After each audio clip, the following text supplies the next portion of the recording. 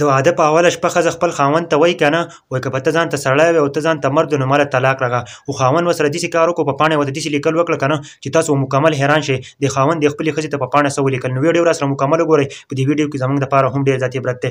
د واده اوله شپه ده، ښځه او خاوند په ډبل بیډ کې ناست دي. ښځه خپل خاوند ته وایي که نه وایي که ته ځان ته مرد وې، ته ځان ته سړی وې، ته ځان ته بهادر انسان وې نو ته ما له په دې ټایم باندې طلاق راکړه.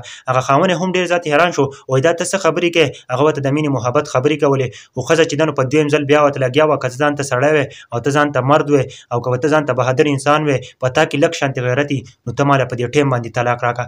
خاوند چې دی نو بیا ورته د مینې محبت خبرې کوي، خو په درېیم ځل ورته دا ښځه بیا ولګېدله او بیا ورته داسې خبره وکړه چې ته ما له طلاق راکړه که په تا کې لږ شانتې غیرت وي. نو هغه سړی چې دی نو هم غوسه شو او لاړ پاڼې راواخیستله او بالپین یې راواخیستله، پر پاڼې ورته لیکل وکړلو ویل دا کپړې دې واخله او چې په کومه دروازه باندې راغلې نو په هغه دروازه واپس ځه.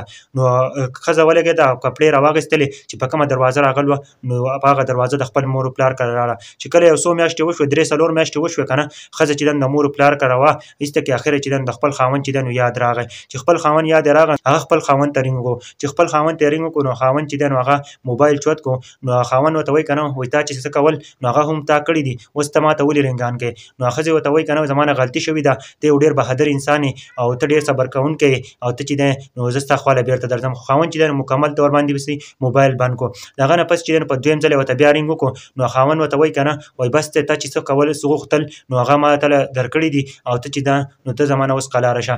په درېیم ځل چې دی نو ښځه بیا ولګېده او خپل خاوند ته رینګ کوي که نه چې ما معاف کړه او زه ستا خوا له درځمه. نو خاوند ورته وایي که نه کومه پاڼه چې ما تاسو ته لیکل کړو نو هغه پاڼه ته لږه وګوره. نو ښځه چې ده نو موبایل کټ کړو، ډېر په جلتۍ باندې لاړه په خپل بیګ کې هغه پاڼه وکتله. کله چې په هغه پاڼه وکتله که نه په پاڼه ورته دا لیکلو که ځمکه او اسمان یو شي که نه نو زه تاله هم طلاق نه درکوم.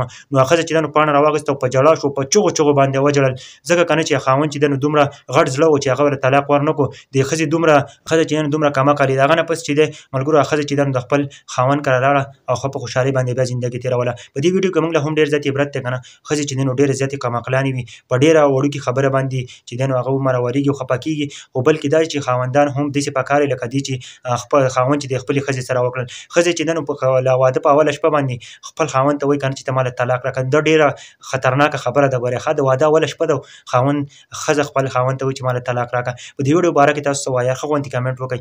د خپلو ښځو سره چېرته هم داسې مه کوئ. د ښځو ذهنونه کار نه کوي، هغه کم عقلي، هغه داسې چې په وړوکې خبره باندې هم خفه کېږي او بل دا چې هغو ذهنونه کار نه کوي. د هغو ذهنونه چې کله کار شروع کوي نو 3-4 میاشتې پکې تلي او د هغوی زندګي مکمل طور باندې ختمه شوې وي.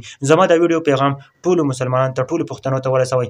ضرور صبر کوئ، دا رشته نه ده، دا رشته ډېره زبردست رشته وي که نه، او چې دا چې کله خرابه شي جنې زندګي هم خرابېږي او د سړي زندګي مکمل طور باندې تباه کېږي.